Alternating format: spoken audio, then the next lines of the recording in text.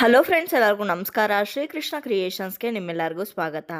ಇವತ್ತಿನ ಈ ವಿಡಿಯೋದಲ್ಲಿ ಪಾಲ್ಗುಣ ಮಾಸದಲ್ಲಿ ಬಂದಿರುವಂಥ ಹೋಳಿ ಹುಣ್ಣಿಮೆ ಜೊತೆಗೆ ಹೋಳಿ ಹುಣ್ಣಿಮೆ ದಿವಸ ಲಕ್ಷ್ಮೀ ಜಯಂತಿ ಇರೋದ್ರಿಂದ ಲಕ್ಷ್ಮೀ ಪೂಜೆಯನ್ನು ಯಾವ ಸಮಯದಲ್ಲಿ ಮಾಡಬೇಕು, ಲಕ್ಷ್ಮಿಗೆ ಪ್ರಿಯವಾಗಿರುವಂಥ ಹೂ ಯಾವುದು, ನೈವೇದ್ಯ ಯಾವುದು, ಯಾವ ಮಂತ್ರವನ್ನು ಪಠನೆ ಮಾಡಬೇಕು, ಜೊತೆಗೆ ಈ ಹುಣ್ಣಿಮೆಯ ವಿಶೇಷತೆ ಏನು, ಯಾವ ರೀತಿ ಆಚರಣೆ ಮಾಡಬೇಕು ಅನ್ನೋದೆಲ್ಲದನ್ನು ಕೂಡ ಸಂಪೂರ್ಣವಾಗಿ ಇವತ್ತಿನ ಈ ವಿಡಿಯೋದಲ್ಲಿ ನಿಮ್ಮೆಲ್ಲರಿಗೂ ತಿಳಿಸ್ಕೊಡ್ತಾ ಇದ್ದೀನಿ.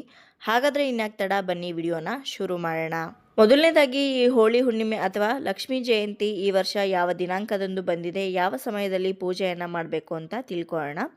ಹೋಳಿ ಹುಣ್ಣಿಮೆ ಈ ವರ್ಷ ಅಂದರೆ 2025ನೇ ಇಸ್ವಿಯಲ್ಲಿ ಮಾರ್ಚ್ 14ನೇ ತಾರೀಕು ಶುಕ್ರವಾರದ ದಿನ ಬಂದಿದೆ.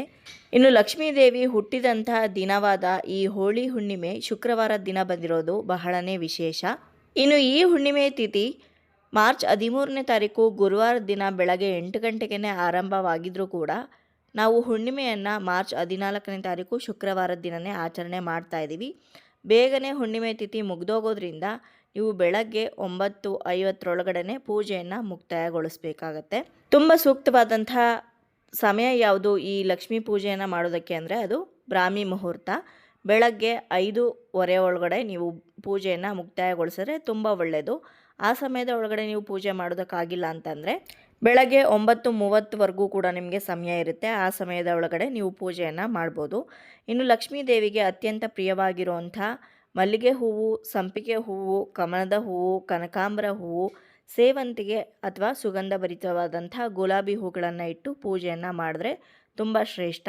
ಇನ್ನು ಲಕ್ಷ್ಮೀ ದೇವಿಗೆ ಯಾವುದಾದ್ರೂ ಸಿಹಿ ನೈವೇದ್ಯವನ್ನು ಮಾಡಿಟ್ಟು ನೈವೇದ್ಯ ಮಾಡ್ಬೋದು.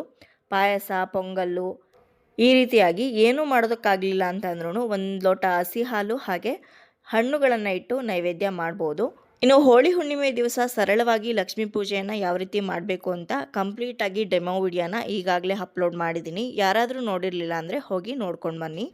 ಸಂಜೆಗೆ ಕೆಂಪು ನೀರಿನ ಆರತಿಯನ್ನು ಲಕ್ಷ್ಮೀ ದೇವಿಗೆ ಮಾಡಬೇಕಾಗತ್ತೆ. ಹಾಗೆ ಹೊಸ್ತಿಲು ಪೂಜೆ, ತುಳಸಿ ಪೂಜೆ ಕೂಡ ಬಹಳನೇ ಮುಖ್ಯ. ಅವತ್ತಿನ ದಿವಸ ಹೊಸ್ತಿಲ ಹತ್ರ, ತುಳಸಿ ಗಿಡದ ಹತ್ರ ದೀಪಗಳನ್ನು ಹಚ್ಚಿಟ್ಟು ಲಕ್ಷ್ಮೀ ದೇವಿಯ ಆರತಿ ಹಾಡುಗಳನ್ನು ಹೇಳ್ಕೊಂಡು ದೇವಿಗೆ ಆರತಿಯನ್ನು ಮಾಡಬೇಕು. ಜೊತೆಗೆ ಯಾವ ಮಂತ್ರಗಳನ್ನು ಪಠನೆ ಮಾಡಬೇಕು ಅಂದರೆ ಮಹಾಲಕ್ಷ್ಮಿ ಅಷ್ಟಕಂ, ಅಷ್ಟಲಕ್ಷ್ಮಿ ಸ್ತೋತ್ರಗಳನ್ನು ಹೇಳ್ಕೊಬೋದು. ಜೊತೆಗೆ ಲಕ್ಷ್ಮೀ ದೇವಿಯ ಅರ್ಚನೆ ಮಾಡುವಾಗ ಅಷ್ಟೋತ್ತರ ಶತನಾಮಗಳನ್ನು ಹೇಳಿಕೊಂಡು ಸಹಸ್ರನಾಮಗಳನ್ನು ಹೇಳಿಕೊಂಡು ಪೂಜೆಯನ್ನು ಮಾಡಿದ್ರೆ ತುಂಬಾ ಒಳ್ಳೆಯದು.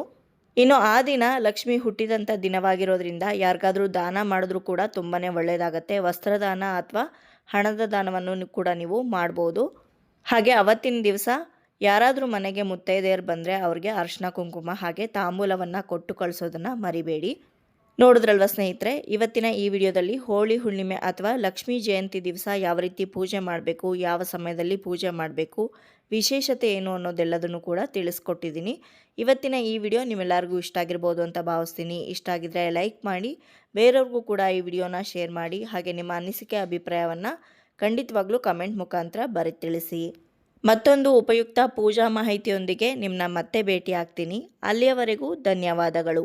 ಲೋಕ ಸಮಸ್ತ ಸುಖಿನೋ ಭವಂತು.